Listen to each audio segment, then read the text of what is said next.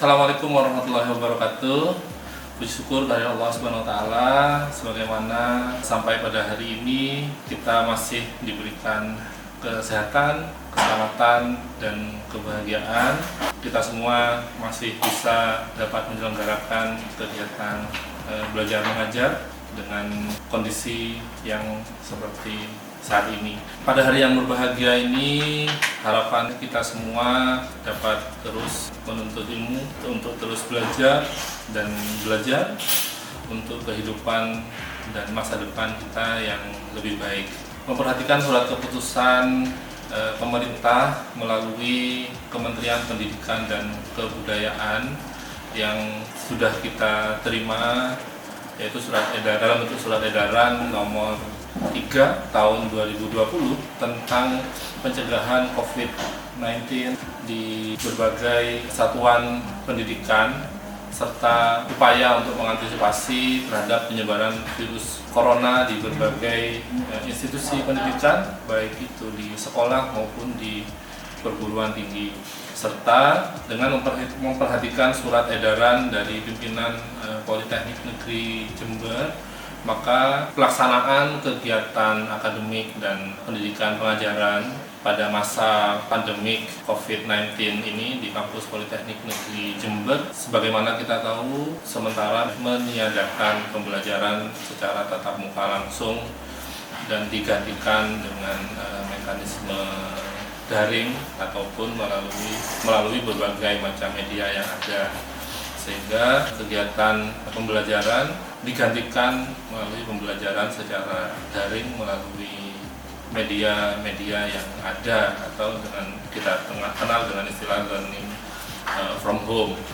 Melalui pembelajaran daring tersebut, kami harap mahasiswa dapat tetap belajar sebagaimana biasanya dan dapat segera beradaptasi dengan kondisi yang seperti saat ini. Meskipun pembelajaran daring ini hanya mungkin akan lebih banyak secara teoritis yang tersampaikan, namun walaupun demikian proses pembelajaran daring ini setidaknya dapat membantu terlaksananya perkuliahan maupun proses belajar mengajar di jurusan Teknologi Informasi Politeknik Negeri Jember. Meskipun pada beberapa praktikum ada mekanisme praktikum blok untuk meningkatkan kompetensi dan keterampilan mahasiswa yang membutuhkan praktikum secara langsung menggunakan alat. Hal ini dilakukan bukan lain hanya untuk mencegah dan menghindari penyebaran virus COVID-19 yang tengah melanda seluruh dunia, termasuk juga di Indonesia.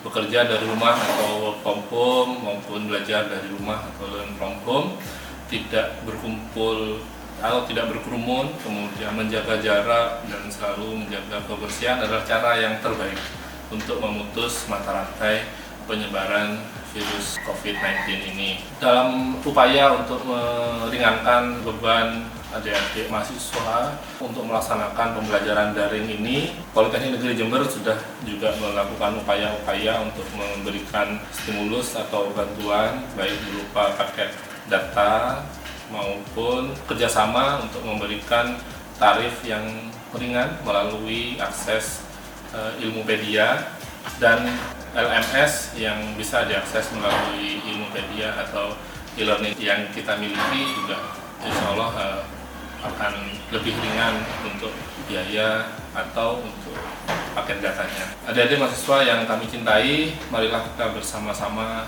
memotivasi diri kita sendiri untuk tetap terus belajar dan mengkaji informasi serta menambah wawasan dari berbagai sumber apapun dalam kondisi yang masih belum normal ini, sehingga harapan saya kita tetap bersemangat untuk terus belajar serta jangan lupa untuk selalu menjaga kesehatan baik jasmani maupun rohani, dan tidak lupa selalu berdoa semoga pandemi ini segera berlalu dan kita semua dapat kembali berkumpul untuk melaksanakan pembelajaran atau sistem belajar mengajar sebagaimana sebelumnya. Demikian sambutan atau pengantar dari saya.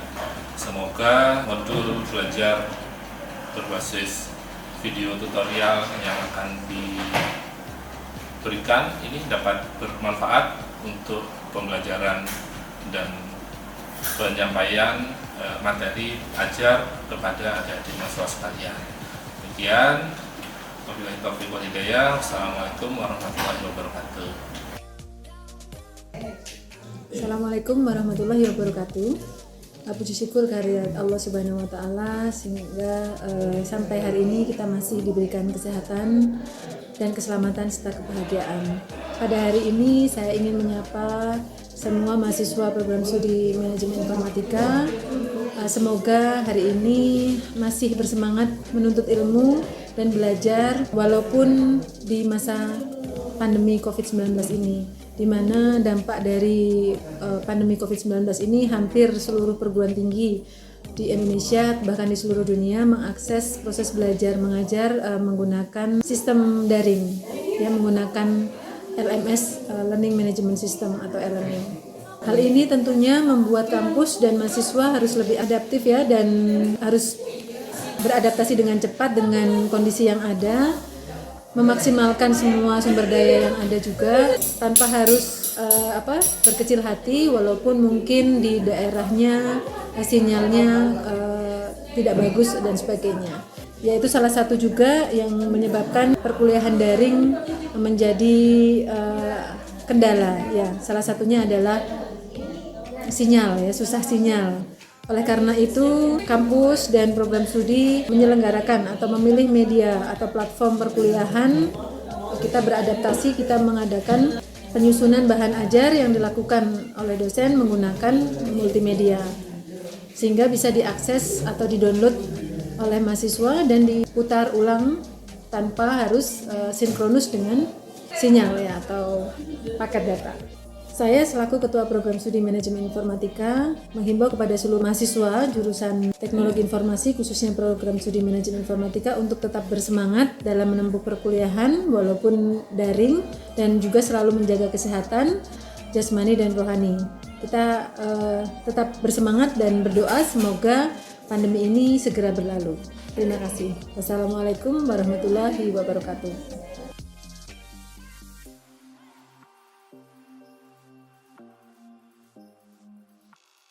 Sebelum kita membahas tentang seluk-beluk basis data, mari kita bahas terlebih dahulu apa itu data.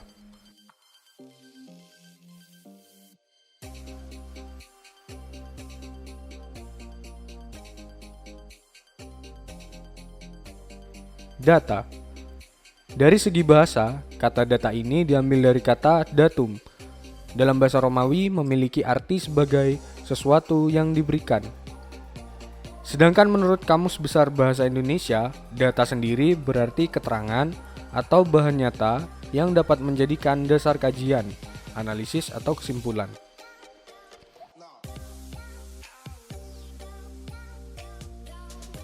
Pada dasarnya, data merupakan sekumpulan informasi yang belum diolah, yang berisi fakta.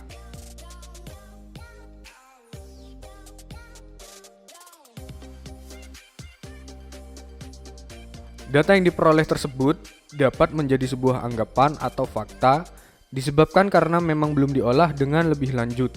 Setelah diolah dengan melalui penelitian atau percobaan, maka suatu data tersebut dapat menjadi bentuk yang lebih kompleks, seperti sesuatu database, informasi atau juga bahkan solusi untuk menyelesaikan masalah tertentu. Dalam bidang komputer sendiri, Anda pasti tidak asing dengan yang namanya database, maupun juga software pengolah data. Dalam penggunaan bidang komputer tersebut juga hampir selalu melibatkan suatu data yang kemudian diolah untuk dapat memecahkan masalah. Dengan melihat hal di atas, maka bisa kita ambil kesimpulan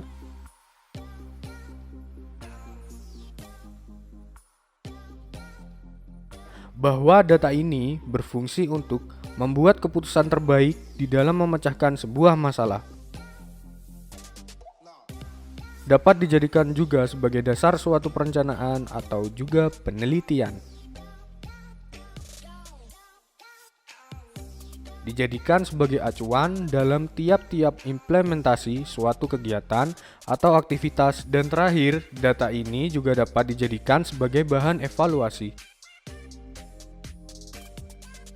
database atau basis data.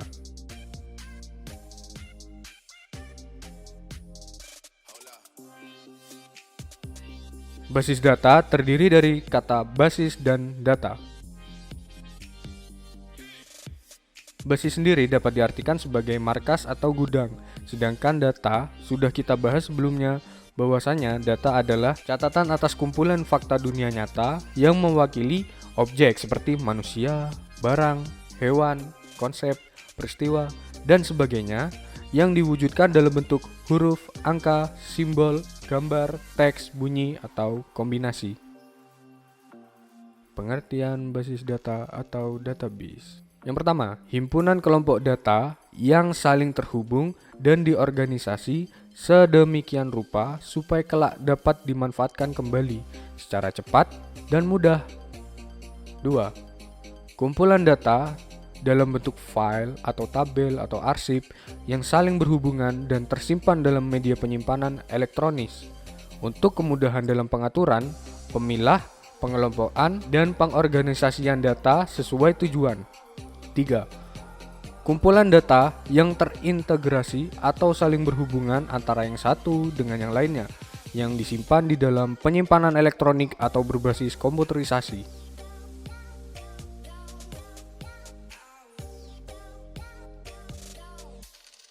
Prinsip dari basis data adalah mengatur. Tujuan utama dalam pengaturan data dalam sebuah basis data adalah agar kita dapat memperoleh data yang kita cari dengan mudah dan cepat. Database mempunyai 8 operasi dasar, diantaranya adalah create database, drop database, create table, drop table, insert, read, update, dan delete. Pemanfaatan basis data dilakukan dengan tujuan, yaitu kecepatan dan kemudahan.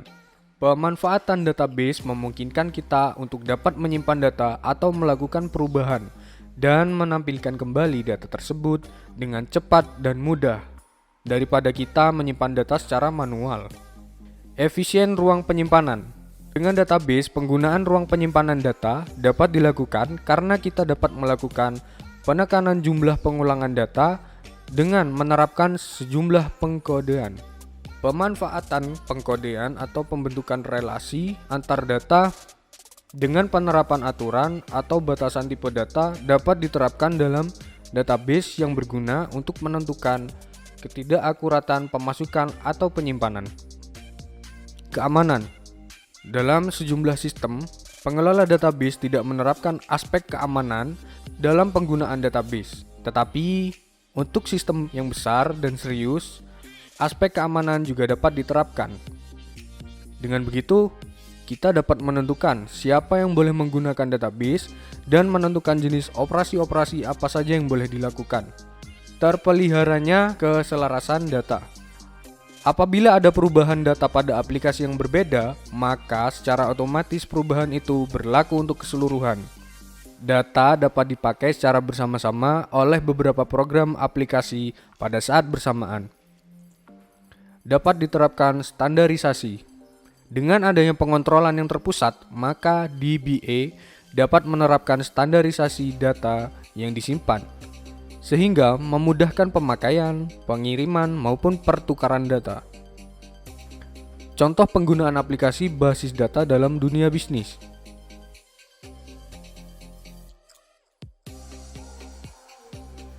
Bank, yaitu pengelolaan data nasabah, akunting, semua transaksi perbankan. Bandara, penjadwalan. Universitas, pengelolaan pendaftaran alumni. Penjualan, pengelolaan data customer, produk, penjualan. Pabrik, pengelolaan data produksi, persediaan barang, pemesanan, dan agen. Kepegawaian, pengelolaan data karyawan, gaji, dan pajak.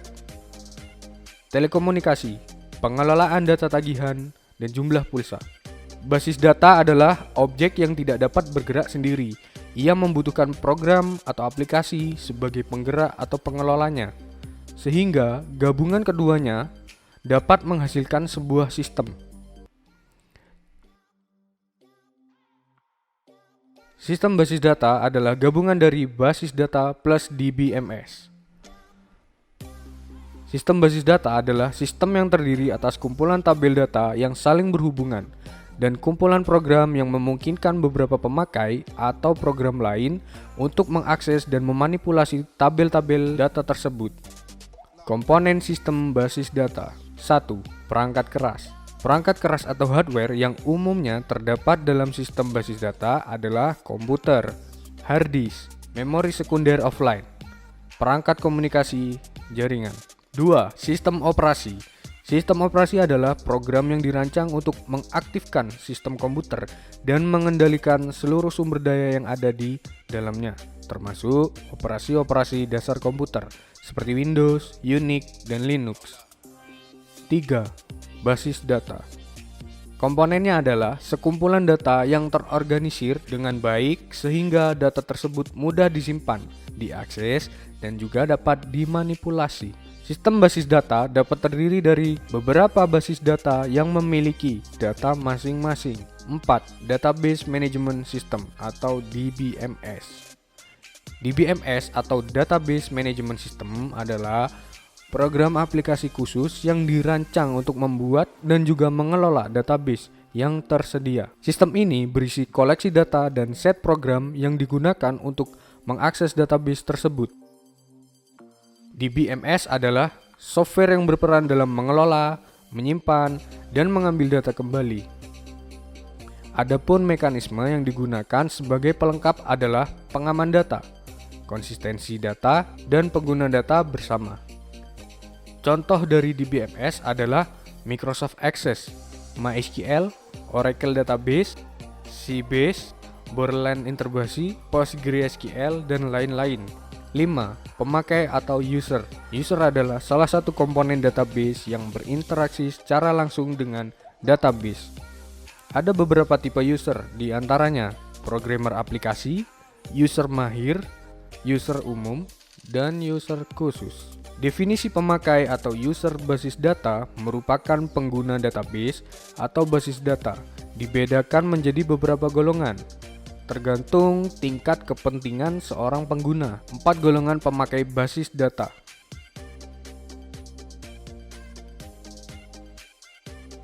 1. Programmer aplikasi.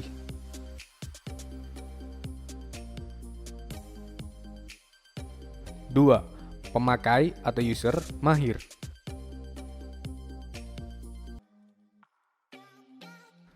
3. Pemakai atau user umum. 4. Pemakai khusus.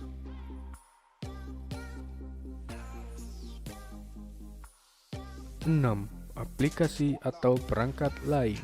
Aplikasi ini tergantung kebutuhan. Pemakai basis data bisa dibuatkan program khusus untuk melakukan pengisian, pengubahan, atau pengambilan data yang mudah dalam pemakaiannya. Program tersebut ada yang tersedia langsung dalam DBMS atau dibuat menggunakan aplikasi lain seperti misalnya Visual Basic. Bahasa database merupakan bahasa data yang dapat ditempelkan ke dalam bahasa pemrograman lain. Sebut saja Java, Pascal, Fortran, dan seterusnya. Bahasa di mana instruksi database menempel disebut inang. Beberapa komponen bahasa database menurut fungsinya dibagi dua, yaitu 1. Data Definition Language, 2. Data Manipulation Language. Istilah-istilah dasar basis data. Entitas, sekumpulan objek yang mempunyai karakteristik yang sama dan dapat dibedakan dari lainnya yang dapat diwujudkan dalam basis data. Contoh, nasabah, mahasiswa, pegawai, mobil.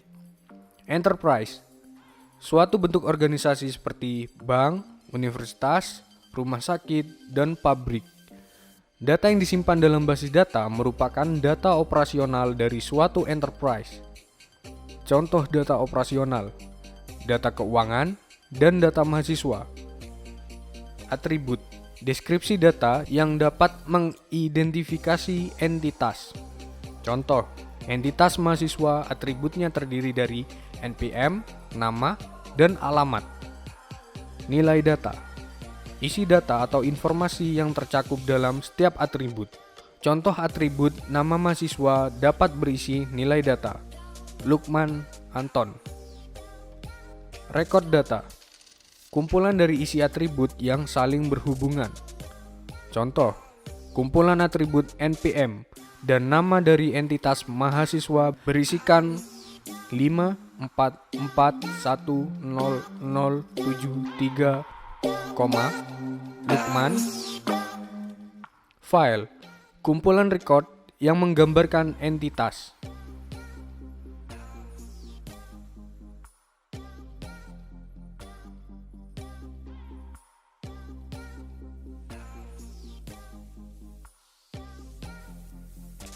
Kunci elemen data. Tanda pengenal yang bersifat unik yang digunakan untuk menemukan rekod pada waktu akses. Adapun jenis-jenis key sebagai berikut. Primary key adalah field yang mengidentifikasi sebuah record dalam file dan bersifat unik. Secondary key, field yang mengidentifikasi sebuah record dalam file dan tidak bersifat unik. Candidate key, field yang bisa dipilih menjadi primary key. Alternate key, candidate key yang tidak dipilih sebagai primary key. Composite key, primary key yang dibentuk dari beberapa field.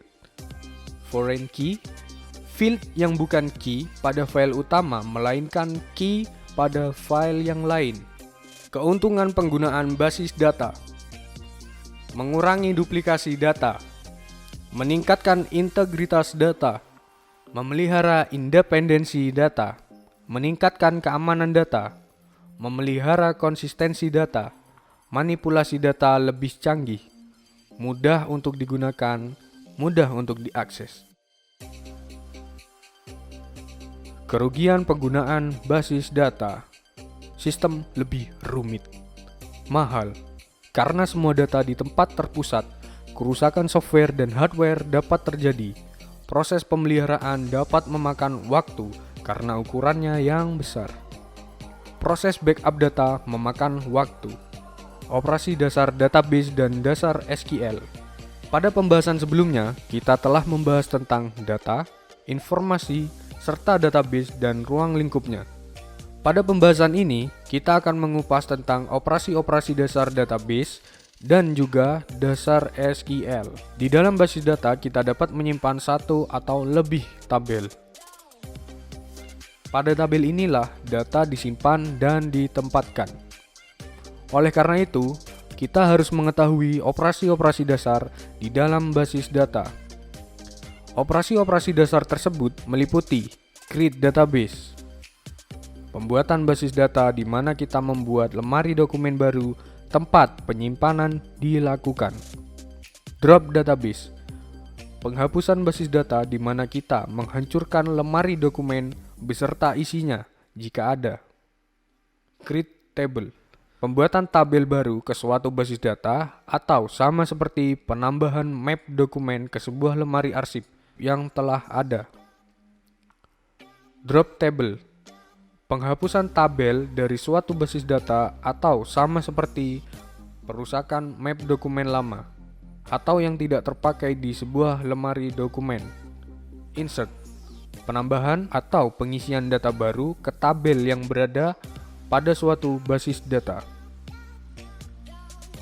Query, pengambilan data dari sebuah tabel sama seperti pencarian lembaran dokumen dari sebuah map.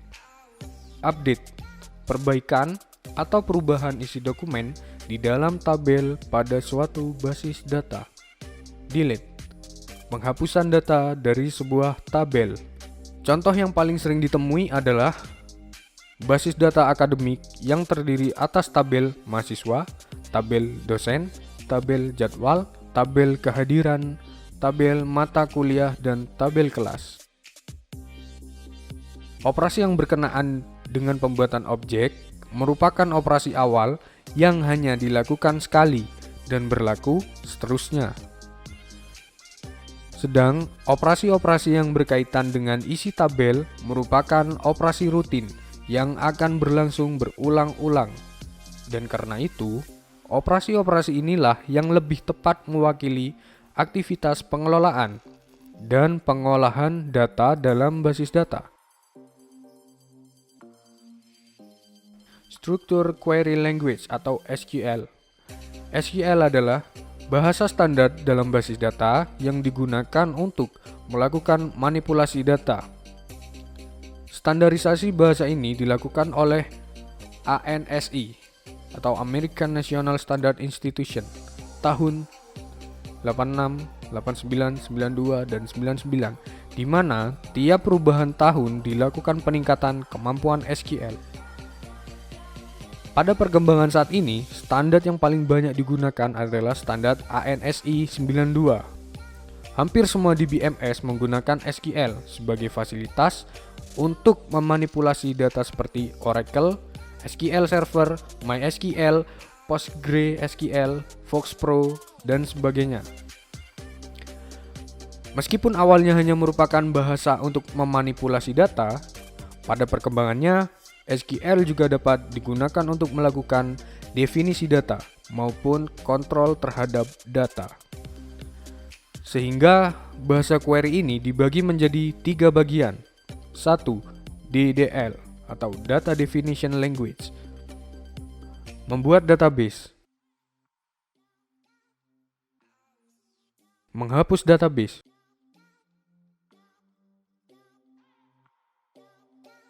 Menciptakan tabel.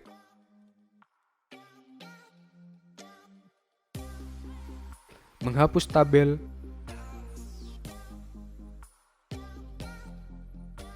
Mengubah tabel.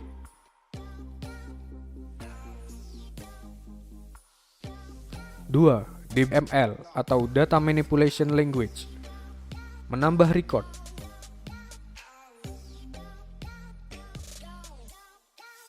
Melihat isi tabel.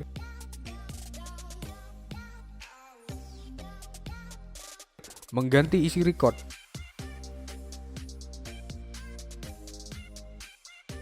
Menghapus record.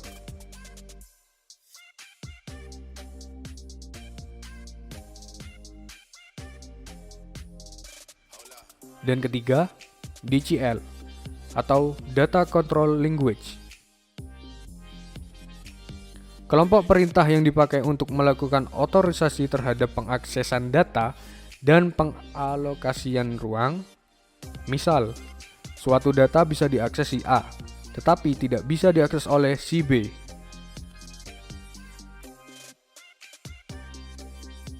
Grant, revoke, commit, rollback.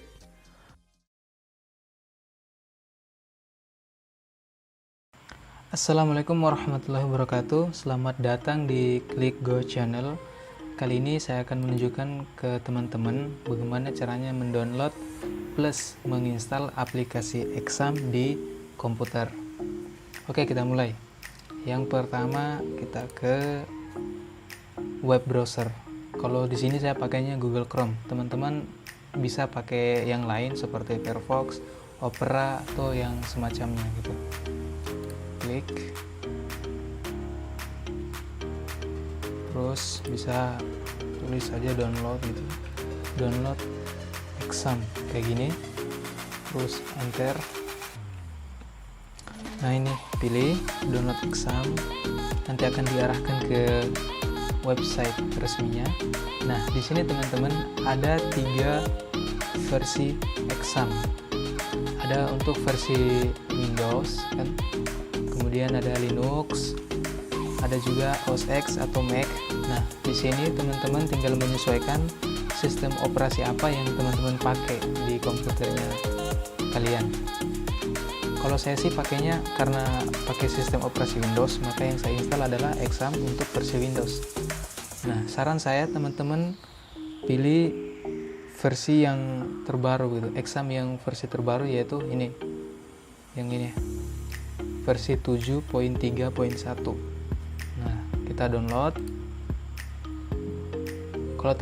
Kalau teman-teman pakai IDM itu langsung ada tampilan kayak gini untuk mendownload. Kita klik start, prosesnya dimulai, tunggu. Lumayan kenceng juga ini internet kan. 2 MB per second, lumayan lah. Aduh, lumayan lama juga.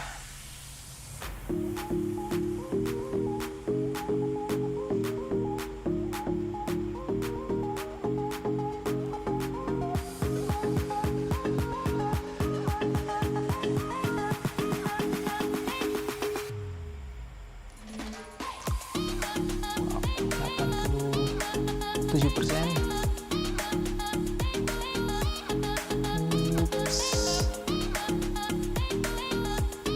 Oke, open folder.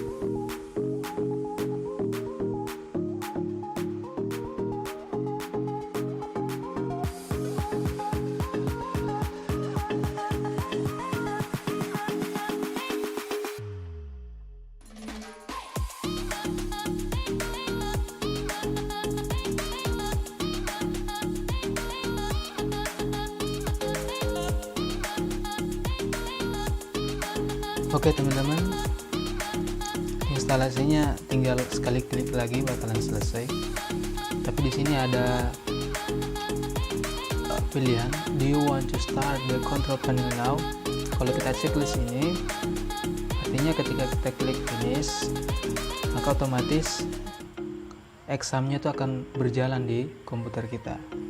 Nah, jadi saya pilihnya biarkan saya ini terchecklist karena memang kita mau uji examnya. Finish. Ini ada pilihan bahasa, ada bahasa Inggris, ada juga bahasa Jerman. Teman-teman terserah pilih yang mana. Kalau saya mah pilihnya bahasa Inggris. Terus save. Oke, untuk kita bisa mengetahui apakah examnya kita tuh sudah bisa berjalan baik di komputernya kita, maka kita harus uji terlebih dahulu. Kita klik start, sininya start, terus minimize aja dulu. Teman-teman buka Google Chrome.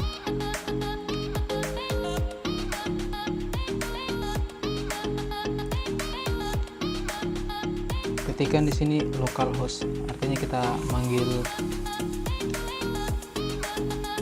alamat servernya lokal yang ada di komputer kita. Kalau misalnya kita panggil ini berhasil, berarti examnya kita sudah berjalan baik di komputer kita. Nah, berhasil. Berarti sampai di sini kita telah berhasil mendownload dan menginstal exam di komputer kita. Oke. Nah, ini masuk di sini. Oke, masuk bisa. Oke teman-teman, sekian video dari saya, semoga bermanfaat. Kalau teman-teman suka dengan video ini, silakan like, comment, and share. Dan jangan lupa bagi teman-teman yang belum subscribe, silakan subscribe. Dan jangan lupa juga aktifkan lonceng notifikasinya agar teman-teman bisa selalu update informasi terbaru yang ada di channel ini. Terima kasih telah menyaksikan. Assalamualaikum warahmatullahi wabarakatuh.